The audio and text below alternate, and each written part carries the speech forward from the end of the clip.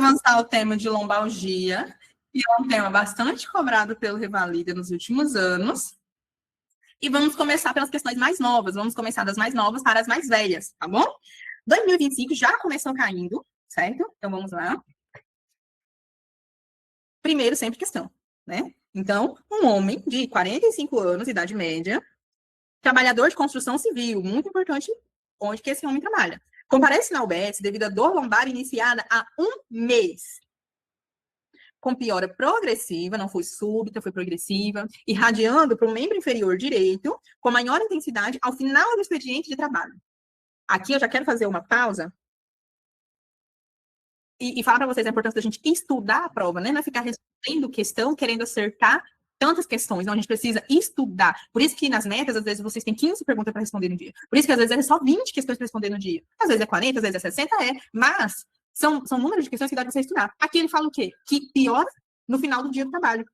E fazendo recurso, eu vi que muita gente chegava lá e na prova prática é lombalgia mecânica. A pessoa falava, né? E o paciente, ele falava claro, ele falava assim, você não tá me entendendo? Ele falava assim, doutor, piora em repouso e melhora com a atividade física. Ele falava, ele insistia, na maioria dos candidatos, ele insistia nessa informação. E a pessoa pegava essa informação, guardava no bolso e ia embora. Só que ele aqui, em 2025, ele já tinha dado essa característica. Então, se você não pega a prova e você destroça cada frasezinha dessa daqui, cada informação que ele tá te dando, você não vai dar de nada se ela responder essa pergunta, acertar essa pergunta em casa. Sabe por quê? Porque ela não vai te aprovar. Você acertar ou errar ela em casa não vai te aprovar ou te reprovar. Vai te aprovar e te reprovar o que você fizer com essa questão que você está respondendo em casa. Isso é estudo por questão, tá?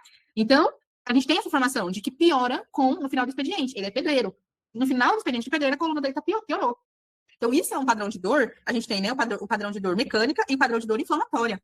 E o padrão de dor mecânica, a gente tem essa característica, que o paciente melhora com o repouso, quando ele está descansando, melhora. Por quê? Mecânica é uma dor de atrito, é uma dor de microtraumas. Então, quanto mais o paciente repousa, ele vai ter uma menor fricção, ele vai ter um menor desgaste. Então, ele vai melhorar a dor. E quanto mais ele se esforça, pior fica.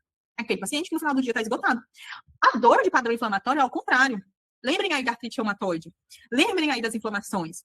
A inflamação, ela dói no repouso. E quanto mais você mexe aquilo, a inflamação vai passando e pronto. O paciente melhora. Então, melhora com a atividade física e piora com o repouso. Essa é a dor inflamatória, tá bom? Mas tem isso no nosso resumo, não se preocupe. Negou história de trauma, negou febre, negou perda de peso, não tem sintomas sistêmicos para nada, é só a dor dele. Ao exame físico, ele tem dor na palpação da musculatura, então é uma dor muscular paravertebral bilateral na região lombar. Então, ele tem o quê? Uma contratura, né? Tem uma inflamação muscular, sem alteração neurológica. Não há restrição de movimento e a flexão está preservada. Então, olha como ele está falando que ele gosta, gente. Não tem alteração neurológica, não há restrição de movimento e a flexão está preservada. Qual é a enfermidade que o Ministério da Saúde fala que quando tem restrição de flexão, a gente tem que pensar? Espondilite anquilosante. Está escrito no Ministério da Saúde já vou mostrar para você. Então, assim, a flexão, né, que a gente avalia pelo teste de Schober, que a gente pede, eu até mandei no grupo da nossa mentoria esses dias, revisem o teste de Schober, revisem a manobra de Schober. A gente faz a medição na região lombar do paciente de 10 centímetros, depois a gente pede que ele faça uma extensão da coluna e a gente vê o quanto que estendeu. Se aumentou 5 centímetros, então, flexão preservada. Se não aumentou, ou seja, o paciente não consegue fazer essa extensão da coluna dele, nem sei se esse é o termo correto para falar, fazer a extensão da coluna dele, a flexão aumentar 5 centímetros, aí a flexão está reduzida. E pelo Ministério da Saúde, a doença que a gente mais tem que pensar é a espondilite anquilosante, quando tem essa restrição da flexão da coluna. O exame de força e sensibilidade, normal. Reflexos, normais. LASEG, negativo bilateralmente. E o LASEG, gente, é uma manobra que a gente faz para saber se, na verdade, se não tem como fechar um diagnóstico para LASEG. Com LASEG, na vida, não tem como fechar o diagnóstico com LASEG, porque LASEG, se a gente for fazer, que tem 100 e poucas pessoas, no mínimo 60 pessoas vai estar com LASEG positivo. Mas em prova, quando a gente fala de prova, gente, hernia de disco. É protusão de disco, tá? Para prova não tenha medo. Então, quais são as condutas que a gente vai? Qual é o possível diagnóstico desse paciente? Esse paciente nem para falar que ele está com uma ciatalgia, ou para falar que ele tem uma hernia de disco, talvez não dê, porque o LASEG dele está negativo. Aqui, ele só tá querendo mesmo falar que é tipo cansaço, tipo esgotamento, é uma lombalgia mecânica mesmo. É do trabalho dele, não tem sequer sinal de nada. Ele deu tudo normalzinho, neurológico, muscular, articular, tudo. A única alteração é que os músculos dele tá doendo quando faz a palpação paravertebral, certo? Então, aqui a gente ficaria com uma lombalgia mecânica, que é, segundo o Ministério da Saúde, causa de 97% das lombalgias. Nada mais, nada menos do que 97%. As causas não mecânicas é 1%. As causas inflamatórias é 1%. 1%. Tá bom? Então, a maioria vai ser causa mecânica. Qual a conduta que a gente vai fazer neste caso aqui? Solicitar a ressonância magnética da coluna lombar devido à irradiação para o membro inferior, prescrever anti-inflamatório não esteroide associado a paracetamol. Então, será que a irradiação para o membro inferior é um sinal de alarme? Não, não é um sinal de alarme. Não é um sinal de investigação complementar. Não é um sinal que a gente precisa solicitar ressonância, não, tá bom? Então, a gente só guarda essa informação. B, solicitar radiografia da coluna lombar, devido à duração e à irradiação da dor. Gente, a duração da dor nesse paciente, na verdade, é um fator tranquilizante. Por quê? Dura 30 dias. Cadê? 30 dias, 30 dias, ele falou 30 dias, eu vou lugar aqui. Ao final do expediente, ao iniciar dá um mês. Tem um mês. Quais são as dores que a gente fica preocupada? É aquela dor que iniciou subitamente, ou iniciou depois de um trauma, ou está com sintomas autonômicos. Enfim, o nosso paciente não tem nada que faça a gente pensar em algo de mau prognóstico. Então, não, o tempo e a irradiação não são um fator de preocupação. Não solicitar exames complementares, de acordo, é o que o INEP gosta. Devido à duração da dor, é um fator tranquilizador e reflexos preservados também, porque se os reflexos tivessem alterado, né, a gente poderia ficar um pouco mais preocupado. Prescrever corticoide, não. Sempre que você vê corticoide nas questões do INEP para lombalgia, é não. Corticoide não é analgésico, gente. Não é. Não tem efeito analgésico. Tem-se, né, o seu efeito anti-inflamatório. Eu sei que tem muita gente que passa beta-30 para lombalgia. Eu sei que você passa, você que tá no mais médico, você tá errado. Não dá certo, beta-30 não pode. Principalmente se for mecânica. Porque se fosse inflamatório, eu até te entenderia você puxar pro lado da reumato. Mas pro mecânico, não. Pra mecânica, é analgesia, é repouso relativo, não absoluto. E depois que melhorar a dor, atividade física e perda de peso. E atividade e fisioterapia. Não corticoide. Então, pare de dar beta-30 para o seu paciente, porque pode dar Cushing, pode dar supressão adrenal, pode dar um monte de complicação, vai acostumar o paciente, toda vez ele vai querer em Zeluzinho tomar a beta-30 dele, certo? E ele não vai adotar medidas de vida. Então, pronto. Vamos voltar aqui, deixar o pessoal do mais médico em paz. Orientar repouso por 5 dias. Não, gente, não é repouso. Você só marca repouso se vier repouso relativo. Tá? Não solicitar exames complementares? Estou de acordo. Devido à ausência de sinal de alerta? Estou de acordo. Orientar a prática de atividade física, sim, principalmente depois que passar a crise de dor dele, mas ele já está com dor há um mês, não é nenhuma crise de dor, né? Ele está com dor há um mês, então pode iniciar. Prescrever anti-inflamatório, não esteroide, ok? E relaxante muscular, ok. Certo? Certinho, bonitinha, e é essa daqui. Uma lombalgia sem fator de risco nenhum, sem fator de alarme nenhum. E aí vamos para 2024. Também uma paciente de 39 anos procura a unidade básica de saúde, referindo o quadro de lombalgia iniciado há 20 dias. Vamos ver. Desde o início do quadro, fraqueza em membros e polievacuações. Aqui ele já foi além da dor lombar e irradiação da dor, né? Porque entenda que se for para a perna é só irradiação da dor. Aqui não. A gente tem sintomas associados. Né? Irradiar para a perna não é sintoma associado, é uma irradiação. Agora, fraqueza no membro é outro sintoma, se não dor. Polievacuação é outro sintoma que não dor também, tá bom? Também relata uma sensação de anestesia na região perineal. Terceiro sintoma. Nega disúria, então, as evacuações ali, tá sozinha. Afirma ter dificuldade para urinar espontaneamente. Ela tá ali com uma alteração autonômica. Nega leucorreia, febre ou história de traumatismo.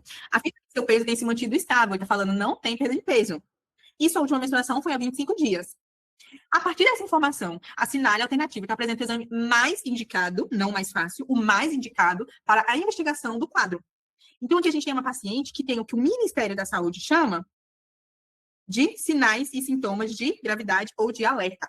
Então, o Ministério da Saúde, vou mandar o link para vocês, achei lindo isso daqui, o Ministério da Saúde manda dá esse fluxogramazinho pra gente, e ele separa, né? O que a gente tem que se preocupar? E aí aqui eu botei, né, o que o INEP cobra, suspeita de compressão icônio-medular ou síndrome da caldequina, e aí quando a gente clica em cima, não sei se vocês aqui é um link, ele mesmo fala quais são os sintomas, né? Então quando a gente vem pra caldequina, perda de força, a nossa paciente tem, alteração da sensibilidade, né, pode ser simétrica ou assimétrica, não importa, só de ter perda de força a gente tem que ficar de olho, anestesia em cela, o INEP nunca trouxe essa palavra em cela e ele não vai trazer. Então, esqueça de ficar decorando anestesia em cela. Esqueça, é anestesia. Gente, tem alteração da sensibilidade e da parte motora, Pô, não é uma lombalgia simples. Não é uma lombalgia do carregador de caixa do mercado. Não é, tá? É anestesia em célula. Eu falei em caixa de mercado, lembrei do cara, né? Da minha própria prática, que fui na consulta por lombalgia. E ele era carregador de caixa. Eu estava pronta para falar lombalgia mecânica. Aí, do nada, uma herpes. Mas tá bom, vamos lá. Então, anestesia é uma alteração sensitiva. Perda de força, uma alteração motora. Isso não é uma lombalgia simples. Alteração no controle do esfíncteres vesical ou anal. Entenda, pode ser aumento da saída ou pode ser diminuição. Então, o paciente perde um controle, tanto para o mais quanto para o menos. Então, pode, do mesmo jeito que pode ser um paciente com uma hiperevacuação, com uma polievacuação, como o nosso preceptor falou, pode ser um paciente constipado, um paciente que previamente não tinha nada e que com a dor lombar iniciou um quadro de constipação, tá bom? Então, a alteração no controle do esfíncter. O nosso prof de 2024 trouxe tudo. O nosso prof pegou isso daqui, e ele trouxe completinho. Ele trouxe perda de força, ele trouxe anestesia, trouxe alteração do esfíncter vesical e anal. Mas não precisa ser tudo isso, tá bom? Se ele tivesse trago só uma coisinha dessas, a gente ia fazer o exame do mesmo jeito, tá? E qual é o exame que a gente faz? A gente faz ressonância, certo? Porque para a coluna, para a medula, para alterações discais, o exame padrão ouro é a ressonância. O exame é para a gente ver a ressonância. E veja que ele coloca qual o exame mais indicado, tá bom? Então, aí, Glacivane, gente, eu vou dar uma pausa aqui, eu sempre dou uma pausa por causa do mais médicos, é mais forte do que eu. Glacivane, o que a gente faz? Foi um tópico da pós que a gente avançou. Gente, eu amava minha pós, eu estudava muito pra minha pós.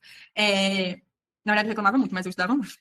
A gente faz a medicina baseada em evidência. Então, salva esse link, Glacivane, que eu mandei no nosso link, no nosso grupo, e mostra, gente, quantas vezes eu não mostrei. Eu mostrava, eu acho que eu falei isso na aula do sangramento uterino normal. Eu mostrava a classificação de FIGO do mioma.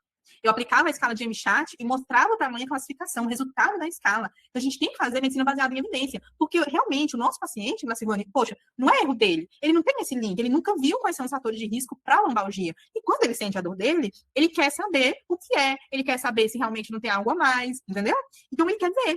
E se você não pede para ele, você é uma médica ou ruim, de ser ruim mesmo, de ser chata, ou ruim de teoria, de conhecimentos técnicos. Então, quando você aplica a medicina baseada em evidência, aí a culpa é ou a culpa é do governo, que foi o governo que fez isso daqui, e ele vai acreditar em você. E se ele não acreditar em você, paciência, mas você fez sua parte. Então, assim, a gente não deve se render à prevenção catetária, gente. Prima uma série. A gente não pode se render aos caprichos do paciente porque ele quer, porque foi o vizinho dele que fez e conseguiu e viu que tinha uma hernia de disco. Entendeu? Aí a gente fala que não precisa. Aí faz aquela pergunta: o que vai mudar? Tá bom, eu tô falando, o senhor tem diagnóstico de hernia de disco. Qual vai ser o tratamento? Porque o senhor vai operar? O senhor vai no neurocirurgião operar? Ah, tá bom, então se o senhor quer operar, eu peço, porque aí eu vou te encaminhar. Não quero operar, não. Então, não vou fazer ressonância. O senhor vai perder peso e vai fazer atividade física. E é isso, certo? Então, a culpa não é do paciente, gente. Mas, vamos lá. Vamos continuar. Então, o exame mais indicado para o nosso paciente é o quê? Radiografia? Não, a radiografia não é um bom exame para a gente estudar medula, não é para a gente estudar muita anatomia. Ela vê coisas grosseiras. E o Ministério da Saúde até fala que a gente pode iniciar pela radiografia, certo? Mas a gente não pode, como se diz, finalizar o diagnóstico. E ele está perguntando o exame de início. Ele está perguntando o exame mais indicado. Mais indicado. Ressonância magnética. Certo? Então, o exame de rotina de AS e urocultura, tá, você quer falar, então, que a alteração da urina dele é infecção, e a gente vai botar o resto na conta de quem? A alteração esfincteriana de fezes, e a alteração sensitiva, e a alteração motora. Não, então não. Isso aqui pesa, né? Não preciso nem falar que função lombar, só se for para treinar o R1. Mas, não vamos fazer função lombar nele. Se bem que o R1 quer fazer, mas não.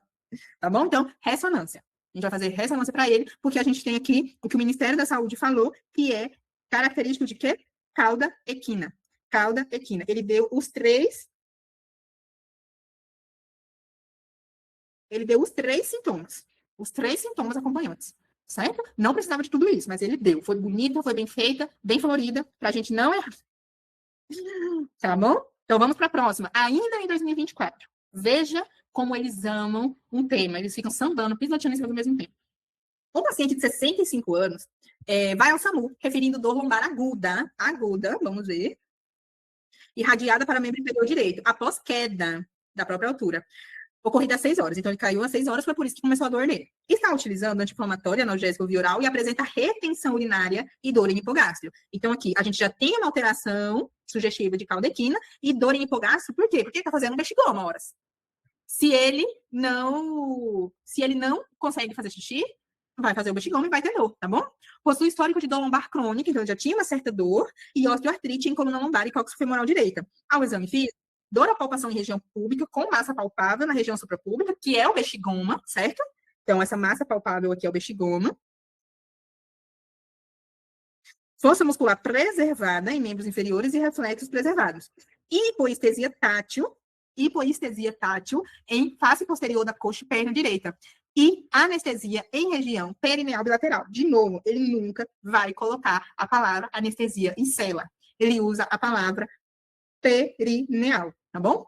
Não esperem a palavra em cela, mas saibam que anestesia é sinal de alarme. E aí ele já fez a ressonância. A ressonância mostrou uma alteração degenerativa de L3, L4, L4, L5, L5, S1, mas, poxa, ele tem 65 anos. Com redução dos forames intervertebrais correspondentes, osteofitas posteriores com corpos vertebrais de L4, L5, S1, além de protusão discal volumosa, esse aqui é o nosso problema, protusão discal volumosa centroforaminal, à direita em L4 e L5, causando estenose foraminal nesse nível. Então, esse aqui é o nosso problema, certo? O resto dessas alterações que ele está tendo aí, paciência. Se a gente for fazer ressonância, muita gente vai ter. Mas essa estenose do forame é a caldequina, gente. É a compressão medular. É a compressão do final do sistema nervoso central, entre a divisão do central e o periférico. Então, assim, é uma emergência, certo? É essa dor mais aguda que ele sofreu. É essa dor mais... Tá? E que é o que está causando agora esse globo e essa hipoestesia e anestesia do paciente. Então, a conduta terapêutica, no caso desse paciente, é... Vamos para baixo. Tratamento conservador e manter o uso de anti-inflamatório? Então, o tratamento conservador seria para quê? Para essa dor lombar crônica dele aqui, certo? Então, se a gente achasse que essa dor lombar crônica dele fosse só uma crise agora, aí a gente poderia marcar D. Vamos manter a mesma coisa. Mas a gente não acha isso. Sondagem vesical de demora e anti-inflamatório esteroidal, aqui não precisava nem ser uma sondagem de demora, e sim uma sondagem de alívio, para a gente desfazer o bexigoma, e só usar anti-inflamatório esteroidal, a gente não estaria percebendo a emergência do paciente, né? A importância, o risco do quadro clínico do paciente. B, tratamento conservador, de novo, a gente vai estar ignorando a compressão que a gente está vendo que está tendo. Ele falou para a gente que está tendo uma compressão. Além de dar os sinais de alarme lá em cima, ele deu a imagem, né? Então, a gente não pode fazer isso com o paciente. Ou a descompressão cirúrgica de urgência e utilizar analgésico comum. Isso, analgésico comum, paracetamol, dipirona. Se não melhorar, né? A Agnes não vai fazer tanto efeito aqui, mas ir dando analgesia para esse paciente, pode ser uma dipirona EV, e mandar ele para descompressão cirúrgica de emergência, tá bom? De urgência, na verdade, não é emergência, é uma urgência. De urgência, tá bom? Então, caldequina. O INEP tá gostando de perguntar. O INEP tá gostando de perguntar. Gente, as duas perguntas de caldequina foi 2024.2? Meu Deus! Só em 2024 teve 2 perguntas de caldequina, gente. E eles colocam a palavra do Ministério da Saúde. Então, a gente só precisa saber disso. Teve anestesia, teve alteração de esfíncter vesical ou anal, teve alteração motora, alteração sensitiva. Poxa, isso não é essa lombalgia. O paciente precisa de uma cirurgia, o paciente precisa de uma ressonância, tá bom? E essa daqui, aquilo que eu falo para vocês, essa pergunta aqui responde essa. Porque se a gente for pegar, é lombalgia, com alteração sensitiva. Ele usou a mesma palavra, anestesia perineal, nas duas, anestesia perineal. E nessa daqui, ele já tinha pedido ressonância. Ele só queria conduta. E aqui ele queria que você pedisse o que ele já tinha pedido na mesma prova. Então, se você errou essa pergunta hoje, essa daqui principalmente, hoje, ou lá no dia da prova, um pouquinho de atenção tá nos faltando, tá? Porque foi o mesmo ano, ele usou as mesmas palavras, e ele deu o exame que ele queria. Então, uma foi o contínuo da outra. Vocês perceberam? É isso. Atenção. Então, essa, letra A, descompressão cirúrgica de urgência. Vamos para 2024 de novo, não é possível. Uma mulher de 55 anos, professora há 30 anos, então trabalhou a vida toda em pé e tal, né? Procura atendimento devido à dor em região glútea direita, com irradiação, a irradiação não é um outro sintoma, é o mesmo sintoma, irradiação para a coxa e perna direita, tipo queimação e pontada. Iniciou há um mês. Até aí, nenhum sinal de alerta, certo? Nos últimos dias, houve progressão do quadro com diminuição de força em perna direita e dificuldade para deambulação. Então, essa diminuição de força, aí sim eu já preciso ficar de olho, tá? Diminuição de força não é legal.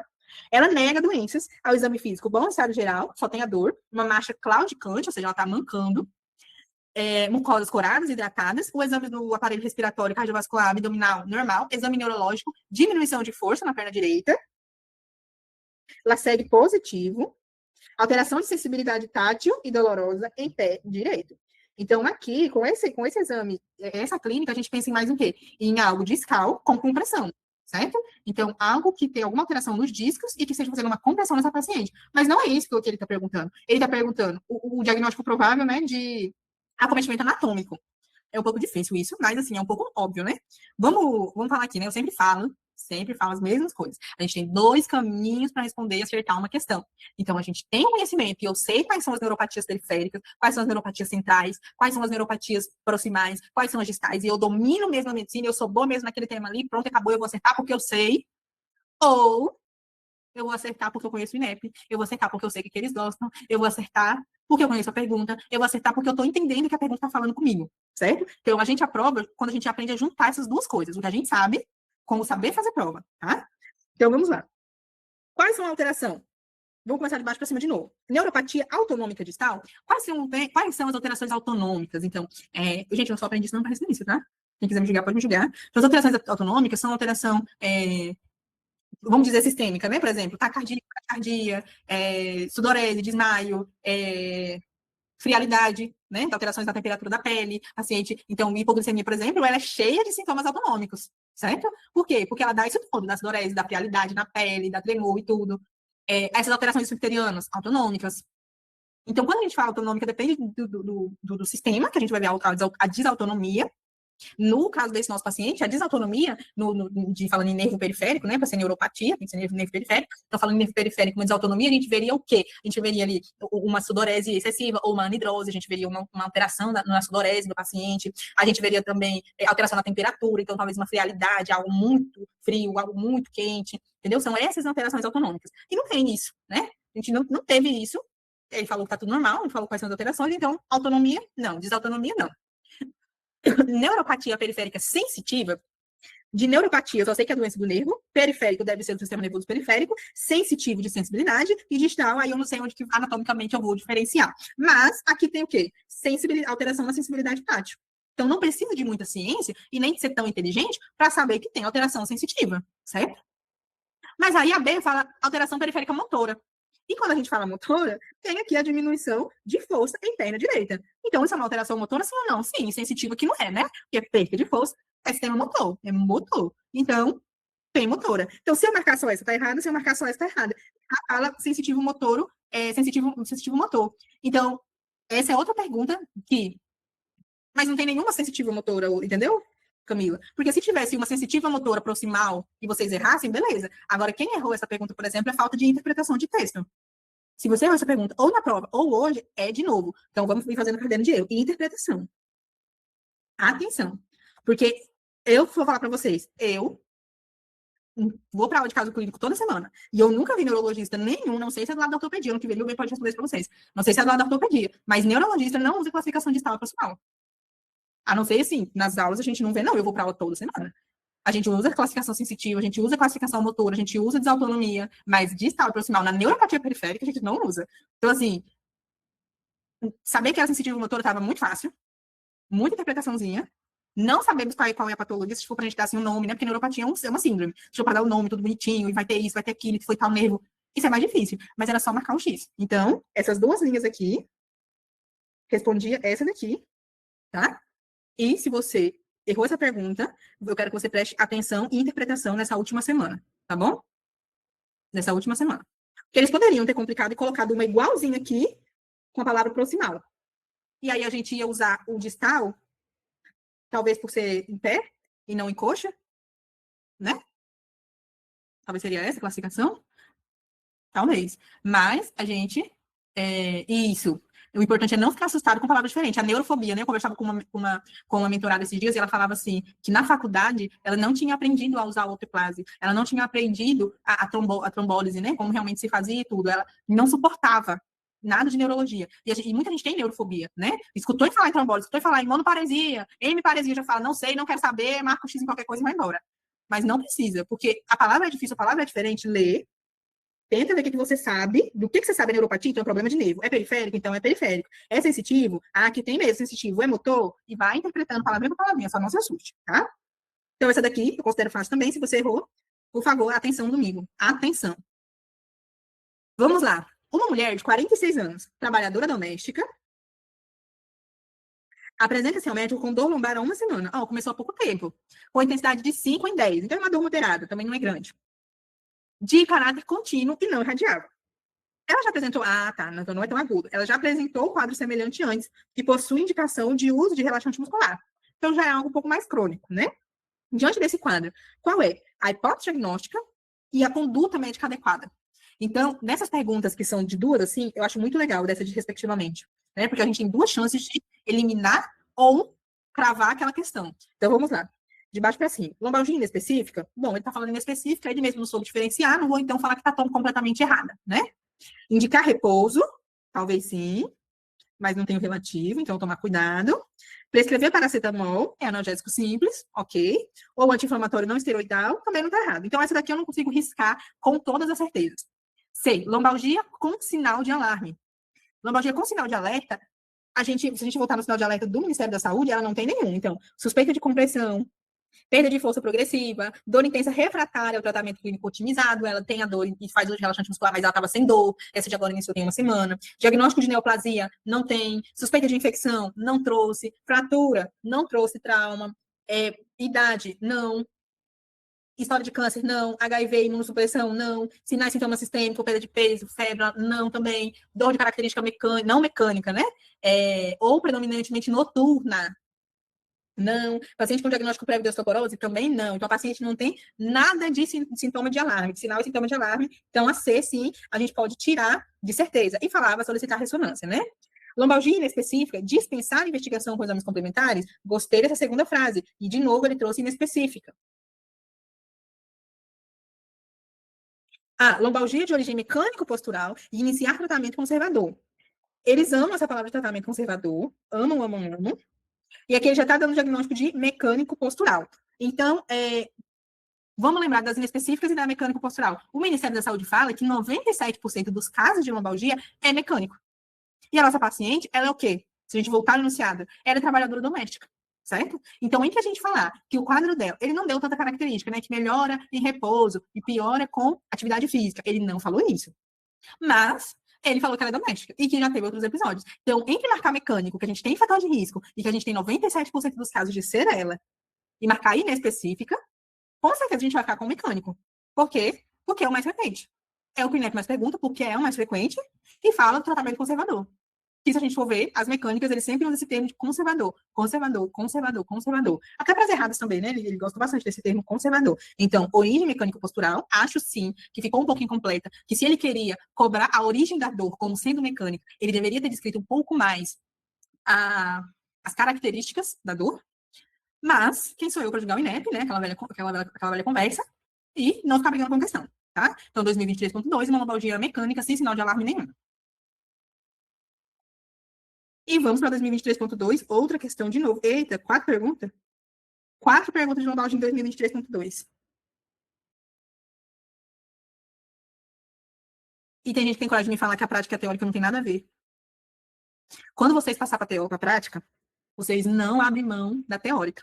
Quem reprovar, se você conhece alguém que reprovou na prática, que vai ter que fazer a prova de novo, você fala assim para ele, quando sair o caderno de questão da prova que você vai fazer domingo. Olha, fulano, responde a prova nova que você não precisou fazer, eu sei que você já passou na teórica, mas responde a prova nova, que é para você saber os temas que o revalidado está cobrando, saber os temas que está na cabeça do avaliador, tá? Por favor. Vamos lá. Um adolescente de 15 anos. Então, olha, ele já ser adolescente de 15 anos, eu já quero marcar essa daqui. Por quê? Porque o Ministério da Saúde falou, gente. Presta atenção. Ó. Cadê? Aqui. Ponto. Eu já quero uma ressonância. Vamos ver se é mesmo isso. Mas, assim, se for julgar o Ministério, é isso. Comparência ao BS. Ele relata uma lombalgia há 6 meses, com 3 episódios semanais. Negou trauma, nega a prática de atividade física, como musculação. Então, olha que lindo. 10 de 10 para esse preceptor. Ele tá falando assim, ó, não é mecânico. Ele tá falando que não é mecânico. Negou atividade física como musculação, que é para vocês não falar que é musculação. Diariamente, carrega mochila nas costas no translado de casa para a escola, o qual dura 20 minutos. Na inspeção do paciente, ao ficar de costa, na posição ereta, foi observado que o ombro esquerdo é mais elevado do que o ombro direito. Então, aí a gente tem uma assimetria de ombros muito característica, a gente vê muito isso em pacientes que têm escoliose, mas a gente não consegue fechar o diagnóstico de escoliose só com isso. Tem um teste que é muito mais sensível, que realmente é o que o preceptor agora vai descrever.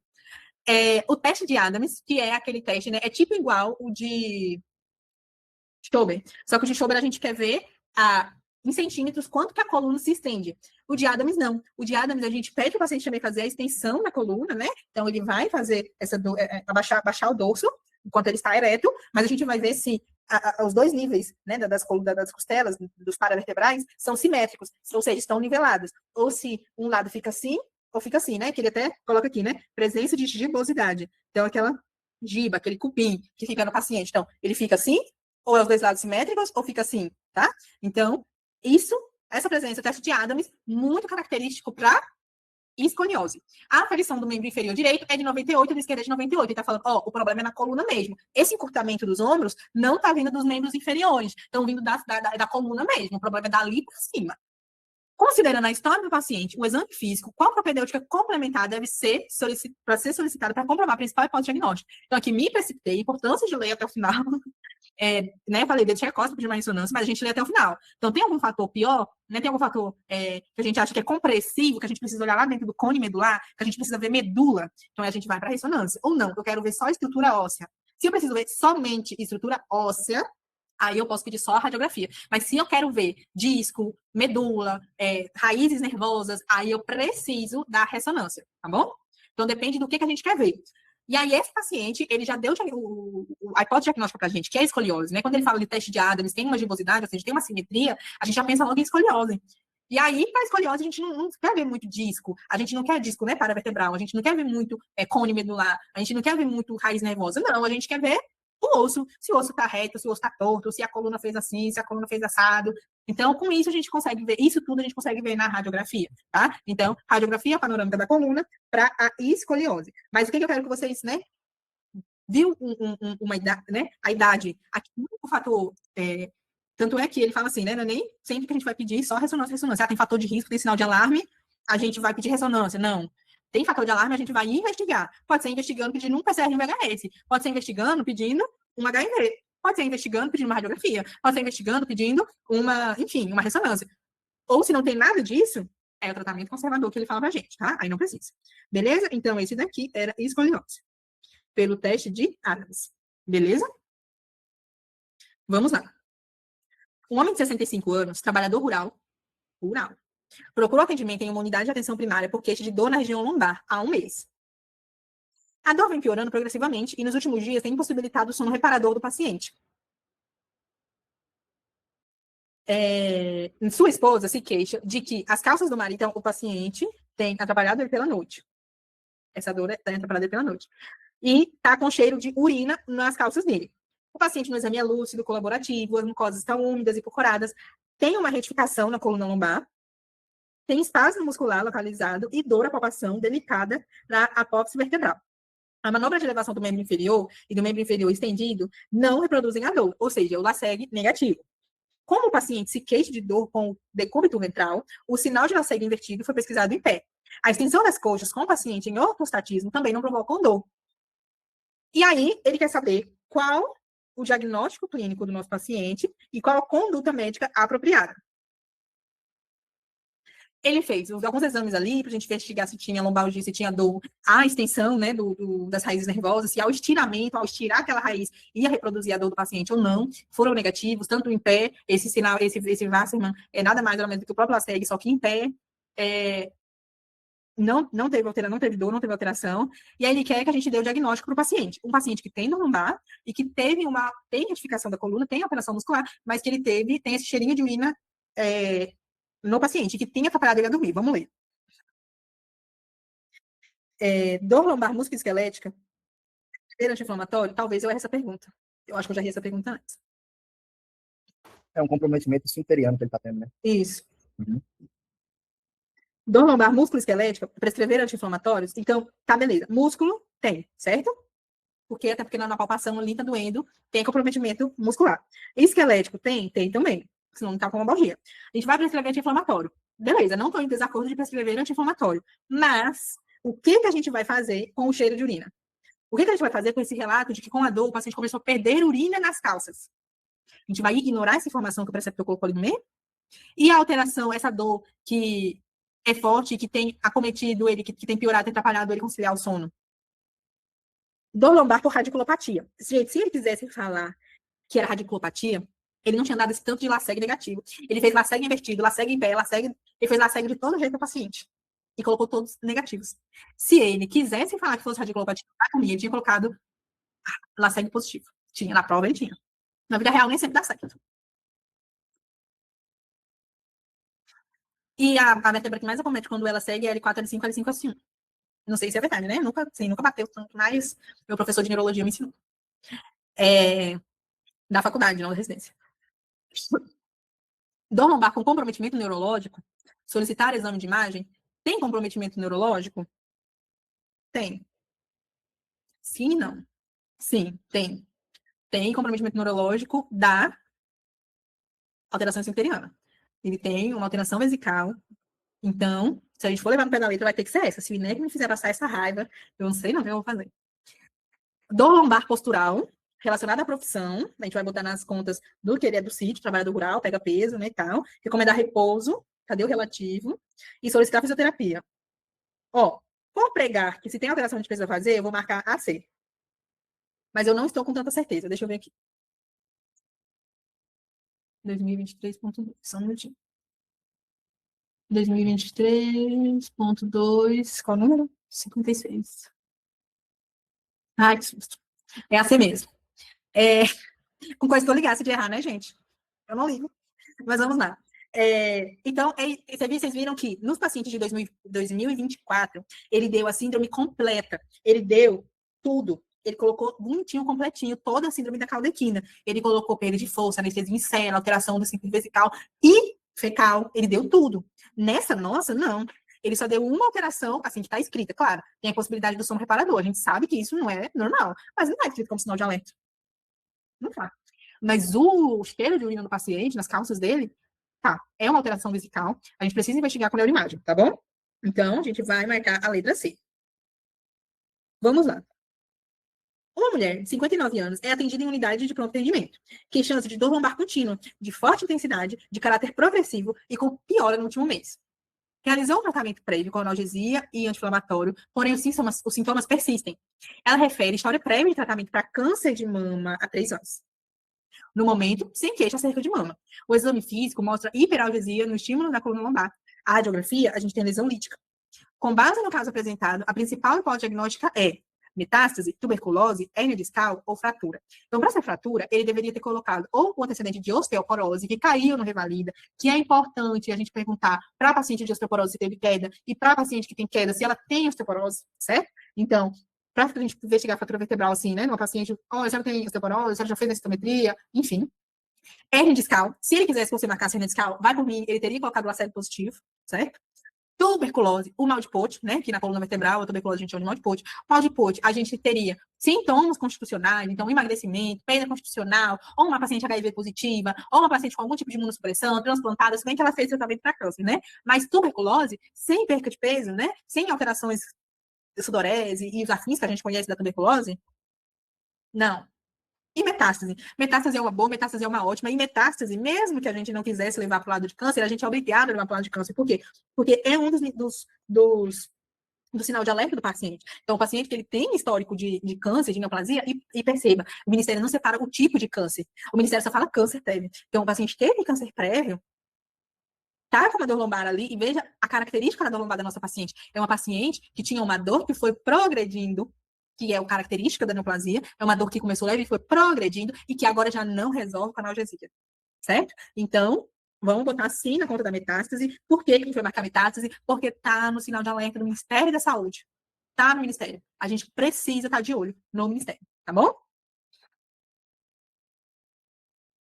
Vamos lá. 2021, 7. Um paciente de 36 anos de idade, masculino, procura a unidade de saúde da família com queixa de dor lombar baixa há 10 dias. Vai ter 36 anos e está com dor lombar baixa há 10 dias. Irradiada para a face posterior da coxa. Lembremos, irradiação não é fator de alarme. Irradiada, de moderada intensidade, mas que tem interferido no seu trabalho. Refere que a dor teve início depois de ter carregado peso durante a mudança da casa. Achei bem claro, ele está sendo bem claro. Vamos ver se ele vai dar uma rasteira na gente. O paciente relata que já apresentou episódios semelhantes à mesma frase que ele usou lá na frente, quando ele queria falar que era uma dor mecânica, certo? Ele usa essa frase de que a paciente já sentiu essa dor antes. Veja, é uma dor repetida na mulher da metástase. Mas veja se foi essa afirmação que ele usou, não foi. É uma dor que ela já sentia, sim. Mas não foi essa afirmação que ele usou, não. Lá naquele paciente que está tendo uma caldequina e que tinha dor lombar crônica, ele falou que ele já teve dor lombar. Mas veja se ele usou a mesma afirmação de que refere que já teve essa dor antes. Cadê? Ela já apresentou o quadro semelhante antes.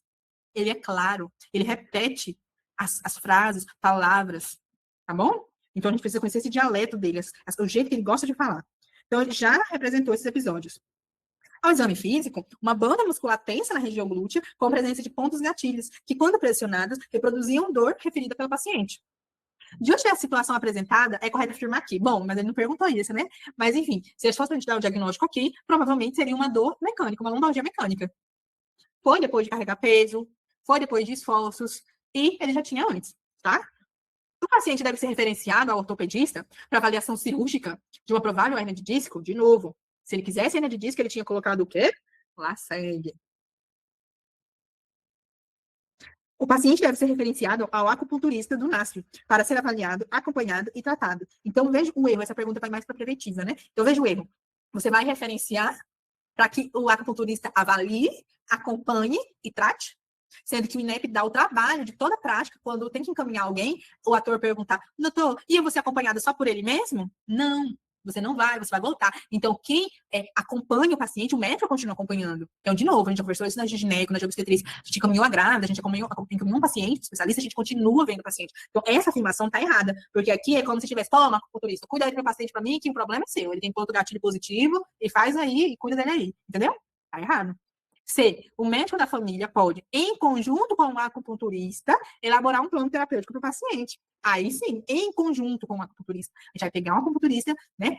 A MCCP. O que ele significa mesmo? Meu Deus, não sabem.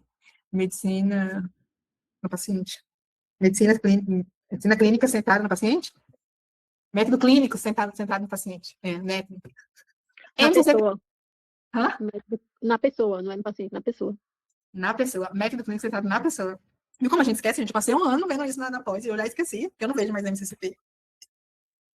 O médico da família deve prescrever relaxante muscular, pois o agulhamento seco deve ser realizado pelo acupunturista do NASF. Aqui ele está falando a mesma coisa. Eu, como médico, vou fazer isso aqui. Aí você vai lá no NASF, é problema seu, se vira. Né? O acupunturista vai te tratar lá. Não, tem que ter essa ligação, né? Tem que ter essa organização da organização do centro, né? De vai e volta, vai e volta. Então, planejamento conjunto, letra C, bonitinho, não é tanto lombalgia. Linda esse acupunturista. No SUS. Linda esse acupunturista no SUS. Sonhar e viver mais um sonho. Ai, ai. Vamos lá. Um paciente com 47 anos de idade, motorista de ônibus, comparece ao ambulatório de atenção secundária relatando o início de dor lombar há 2 semanas, que se irradia para membros inferiores, até aí tudo certo. Nega ter sofrido queda, nega trauma, devido à intensidade, foi para emergência, recebeu medicação, foi orientado em acompanhamento ambulatorial. O paciente possui dor incapacitante, que piora ao se sentar e ao ficar em pé, mas que melhora com o repouso. Olha que delícia! Essa dor possui radiação pela região posterior da coxa e perna, chegando até a planta do pé. Também relata diminuição da sensibilidade no dorso do pé direito. Ao realizar exame físico, apresentou o teste da elevação do membro inferior estendido positivo. Ele está querendo falar que é hérnia. Apesar de, além de tudo isso, ele ainda deu aqui um LASEG positivo. Elevação do membro inferior estendido com 40 graus, além de hipoestesia em região do dorso do pé, com reflexo sem alteração e sem perda de força. A conduta imediata para esse paciente, o que a gente vai fazer? O que esse paciente está apresentando? Ele está apresentando uma crise de lombalgia por conta da hérnia discal dele. Se a gente fosse para topografar, topografar, que chique, muito neurologista. Se fosse para topografar, L4, L5, L5, S1. Mais frequente, né? Vamos lá. O que a gente vai fazer? Receitar eu odeio essa pergunta. Eu erro ela toda vez que eu faço. E vou errar hoje de novo. Receitar o opioide a curto prazo e orientar o paciente a retornar ao trabalho conforme a intensidade na dor? Prescrever anti-inflamatório, relaxante muscular e início de exercício para fortalecimento lombar? Encaminhar o paciente para cirurgia imediata para descompressão? Aqui, só se você caísse na pegadinha do vigário, falando que era uma síndrome de compressão. Então, a gente tem que entender a diferença do quadro mais ambulatorial e do quadro emergencial. Então, a gente vai falar que se encaminhar o paciente imediato para descompressão cirúrgica quando tiver caldequina, que é parestesia, anestesia, diminuição da força, alteração esficteriana, tá bom? O nosso paciente tem algumas alterações sensitivas, mas não tem alteração motora. tem uma lombalgia intensa. Receitar corticosteroide a gente não dá. Você vai parar de dar beta-30 para o seu paciente. Você quer dar um tratamento para ele parar de te perturbar? Dá opioide, tá? AINES também é ruim, porque o AINES pode dar úlcera, o opioide pode dar, como se diz, intolerância, o paciente pode causar dependência no opioide. Agora sim, gabapentina e pregabalina é uma boa. Não sei se no Ministério da Saúde vamos conferir, mas assim, é uma boa para dor neuropática, tá? Mas vamos lá. Mas os pacientes às vezes não gostam, porque eles lêem a bula e vê que é antidepressivo, e aí eles, anticonvulsivante, aí eles ficam... Receitar, esse daqui é a grande dilema. A gente vai receitar opioide, ou a gente vai prescrever anti-inflamatórios. Aí aqui, a gente precisa da escala da dor, né? Pra gente saber a dor do paciente. O que a OMS, a escala da dor da OMS orienta, doutor Condori, terceiro ano, o que ela orienta? Farmacologia. A gente classifica a dor do paciente e a gente vai escalonando. Eu lembro da escada que tinha no livro até hoje. Tinha uma escada no livro, a gente começa com analgésico simples, de pirona, paracetamol, depois a gente vai para os AINES, depois a gente vai para o opioide. Depois. A gente não começa de opioide. E veja, esse paciente não está tomando nada. Esse paciente não está tomando nada. Então, por que eu gabarito essa pergunta errada? Sabe por que eu lembro? Porque toda vez que eu estava sendo prevalida, porque ela foi de 2020, que eu fazia essa pergunta errada. E eu errava ela com gosto. Porque, gente, ela é uma turista de ônibus. Eu sei que não pode tomar AINES por longo prazo. Mas pelo menos a B fala fortalecimento de dor lombar. Fortalecimento de musculatura. Relaxante muscular. Mas ele vai fazer o que agora?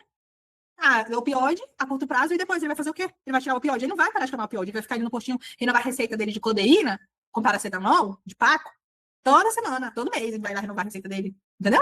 Ele não vai ficar usando. Então, eu já errei essa pergunta, hoje eu errei essa pergunta quando eu era revalidanda, eu errei essa pergunta eternamente, e eu erro ela com prazer, porque não me estresso com esse gabarito, não. Mas, enfim, a resposta certa é a receitar opioide a curto prazo. Mas vamos parar de brigar? Ele sai da codeína e vai para Amador, e assim vai. Vamos parar de brigar com a questão e vamos discutir algo aqui de que dá de aprender. Vamos tirar o que dá de aprender, né? Vamos parar de rancor. Receitar opioide a curto prazo. É isso que o Ministério da Saúde fala. Então, a gente pode iniciar o opioide? Pode. Para quem? Para aqueles pacientes refratários, com dor intensa e incapacitante, desde que seja a curto prazo, tá? Curto prazo.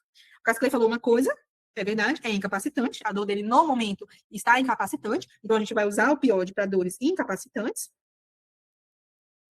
E a gente pode dar um atestado para ele, de alguns dias, até passar a crise dele, e aí ele vai voltando para o trabalho conforme tolerância. Então, conforme ele for tolerando, ele vai voltando aos poucos, tá bom? Eu marcaria tranquilamente a B, que para mim ela tá certa, da AINES, relaxante muscular, e depois que passar a crise, iniciar exercícios para fortalecimento, mas tudo bem. Glaucio, a Glaucio falou, a ciatalgia pode ser causada por hernia de disco? Sim. Se naquela questão que eu ia falando algo sobre o nervo ciático, pode marcar hernia de disco? Qual questão você diz? Mas sim, a ciatalgia é causada pode ser causada por compressão de raiz nervosa, e uma das causas de compressão de raiz nervosa é a hernia de disco, então a protusão, então pode sim, e a clínica mais médica, essa clínica que ele deu, cadê? É a ciatalgia completa. Cadê, gente, aquela da mulher, da professora? Trabalhadora doméstica, quer dizer.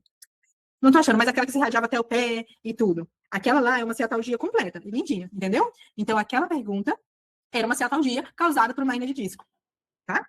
Então, acaba que é um contínuo do outro. 2013, aí, ó, tá vendo como que o prof do Antigo Testamento não gostava de lombalgia? O prof do Antigo Testamento não gostava. Sabe o que eu acho que eles fazem? Como eu acho que são muitos, eu acho que um fica fazendo as perguntas há alguns anos, aí ele fala assim, velho, eu já fiz muito, faz aí, eu não vou fazer nenhuma pergunta esse ano, não. Porque ó, ele fez em 2020, fez em 2021, 2022, 22.2, 23.1, ele parou. E aí ele voltou 2023.2 como uma fênix, ficou em 2024 e ficou em 2025. Acho que ele fica revezando, mas enfim, vamos lá. Altas teorias. Gente, eu sempre fui de ficar causando teoria, eu fico olhando... Oi.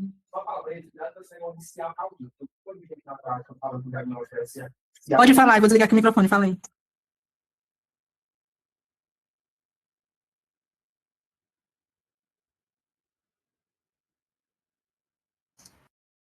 Assim, em parte, sim.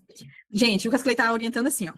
Esse de chamar de ciatalgia, né? Então, assim, a ciatalgia é mais algo pra gente... O que é a ciatalgia? É dor no ciático, né? Mas quando a gente tem dor no ciático, onde que é a dor? É lombar. Então, o diagnóstico da ciatalgia é lombago, ou lombalgia, certo? Então, assim, ciatalgia não é um diagnóstico. Por que ele tá falando isso? Porque, na prática, muita gente falou diagnóstico de ciatalgia. Muita gente nosso diagnóstico é ciatalgia.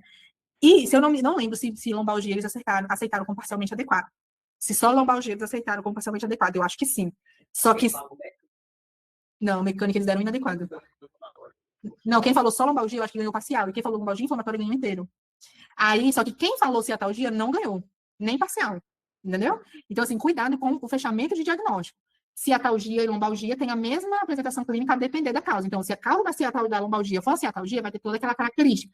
Mas o diagnóstico em si é lombalgia, não deixa de ser lombalgia. Por mais que você saiba que é ciático. Entendeu? Porque qual é a manifestação do ciático? Lombalgia.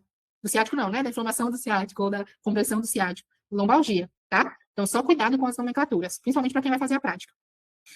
Então, vamos lá para 2013, Antigo Testamento, única pergunta objetiva. Homem de 38 anos, pedreiro.